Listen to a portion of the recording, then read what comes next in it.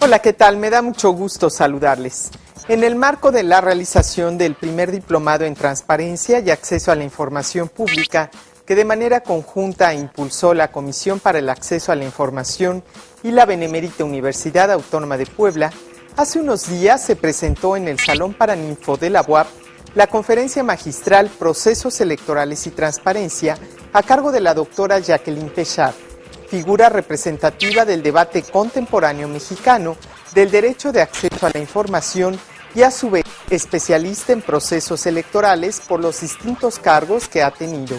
Hoy, en Sociedad Transparente, tendremos oportunidad de escuchar la valiosa exposición de la doctora Pechard, quien aborda los elementos centrales de los procesos electorales y su necesaria vinculación con la transparencia. Acompáñenos. Una de las cuestiones que a todos nos debe de quedar muy claro es que la transición a la democracia en México, aquel larguísimo proceso que algunos dicen que empezó en 1968, otros dicen que empezó en 77 con la primera gran reforma electoral, política, aquella de 77, fíjense, que abrió los espacios para nuevos partidos políticos después que durante 40 años solamente había habido un partido hegemónico, un partido de oposición que era el PAN y dos partidos que le llamábamos paraestatales porque realmente eran unos aliados del partido dominante en México. Bueno, ese largo proceso de transición desde el 77 hasta prácticamente finales de los 90 fue un proceso que tuvo como uno de los pilares la construcción de una gobernabilidad democrática, es decir, del ejercicio del gobierno democrático, y uno de los pilares de esa aspiración, de ese horizonte que tenía la transición democrática era sin duda alguna la transparencia. Como hoy lo que vamos a platicar es sobre transparencia en un momento electoral, justamente aprovechando que Puebla está inmerso en un proceso local de tipo electoral, pues entonces de lo que les voy a platicar es de qué manera se puede apreciar cómo la transparencia puede ser un elemento que no solamente fortalezca la relación entre la sociedad, entre los ciudadanos y sus gobernantes, sino de qué manera la transparencia puede fortalecer la actividad misma de los ciudadanos, es decir, las distintas tareas que desarrollamos los ciudadanos. Creo que hay tres grandes formas de abordar el tema de la transparencia y las elecciones, y esto es verla desde tres grandes aspectos. Un primer aspecto que quizá creo yo es clave y además es un aspecto inicial en toda una transición democrática en México, que es la transparencia de los actores políticos. ¿A qué me refiero con esto? Pues la transparencia de los partidos. Una segunda que tiene que ver con la transparencia de la organización de las elecciones. Es decir, no solamente es importante tener la organización electoral, es decir, desde el levantamiento del padrón hasta dónde se establecen las casillas, quiénes cuidan las casillas, quiénes hacen el cómputo de los votos, esa es la organización de las elecciones. Pero también la transparencia tiene que pasar por la parte de los ciudadanos, es decir, de qué manera la transparencia también llega a los ciudadanos como una herramienta para que se puedan relacionar mejor en un proceso electoral. Ahora, empezamos por esos primeros actores políticos. ¿Qué son estos partidos? ¿Por qué los partidos son tan fundamentales en un proceso electoral? ¿Y por qué un proceso electoral que aspire a ser democrático requiere de una exigencia de transparencia para los propios partidos políticos? No solo para la organización de las elecciones. No es suficiente con que haya un instituto electoral autónomo que organice con vigilancia de los partidos, de los medios de comunicación, las elecciones.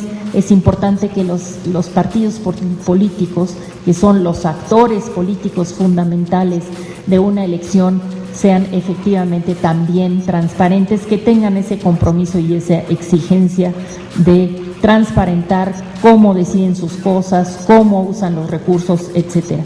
Bueno, pues ciertamente desde mediados del siglo XX lo que aparecía ya muy claramente era que los partidos políticos eran organizaciones que lo que permitían era el acceso de los ciudadanos a los cargos de elección, es decir, nadie podía acceder a un cargo de elección sin la vía de un partido político, y esto quedó mucho más claramente asentado con la reforma de 1977. Y bueno, hoy nadie duda que los partidos políticos son esas correas de transmisión o esos órganos de mediación entre los ciudadanos y el poder. A lo largo de la conferencia de la doctora Jacqueline Pechard, en la que estuvo acompañada por autoridades de la UAP y de la Comisión para el Acceso a la Información Pública, se presentaron los distintos momentos que comprende un proceso electoral y los elementos legales que se han incorporado para buscar generar transparencia y confianza en los electores. En el caso de la democracia mexicana, toda la regulación electoral que fue clave en el proceso de transición a la democracia, porque como bien ha dicho Mauricio Merino, un destacado académico, la transición a la democracia en México fue una transición votada, es decir, pasó fundamentalmente por el cauce de tener elecciones justas, elecciones libres, elecciones competidas, para que efectivamente pudiéramos tener un primer piso muy sólido de acceso a la democracia, a la vida democrática, a la vida de la pluralidad, de la competencia, etcétera. Y el componente de la transparencia de los actores fue fundamental.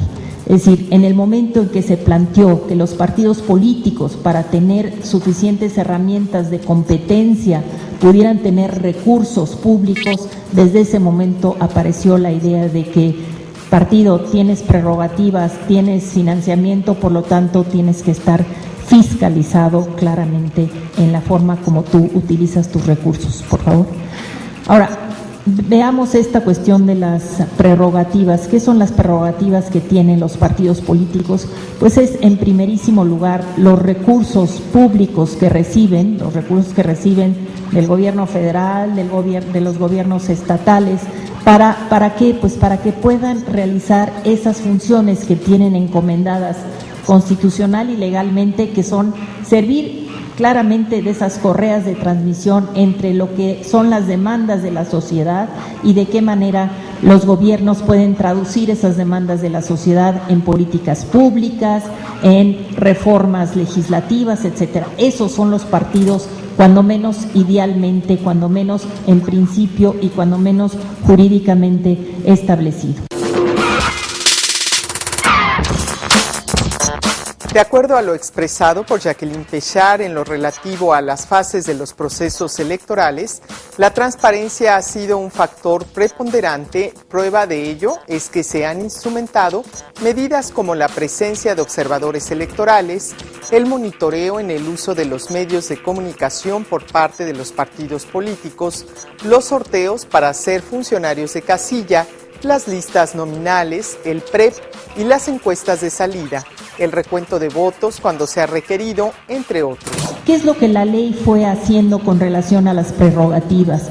Pues fue definiendo cuáles era el tipo de prerrogativas que debían de tener, cuáles eran las normas que regían esas prerrogativas para definir cuánto dinero iban a recibir los partidos y luego cómo se iba a distribuir entre todos los distintos partidos, porque claro, tenemos varios partidos, pero no todos los partidos tienen la misma fuerza. Finalmente, después de, digamos que acercamientos a cuál debía de ser el modelo, pasamos de un modelo proporcional de financiamiento, es decir, que se le daba a cada partido en función de su fuerza política, a un proceso de financiamiento en donde lo que se toma en cuenta es el principio de la equidad, y entonces se le da una parte, un 70% a cada partido según su fuerza política y un 30% igualitario para poder disminuir las grandes diferencias entre los grandes partidos y los partidos emergentes. Pero prerrogativas no solamente son recursos públicos para los partidos, sino también es el acceso a los medios de comunicación. Ustedes saben que hoy en día no hay campaña electoral sin medios de comunicación. En ninguna parte del mundo, en algunas partes son mucho más fuertes, más fundamentales en el proceso de campaña. Pensemos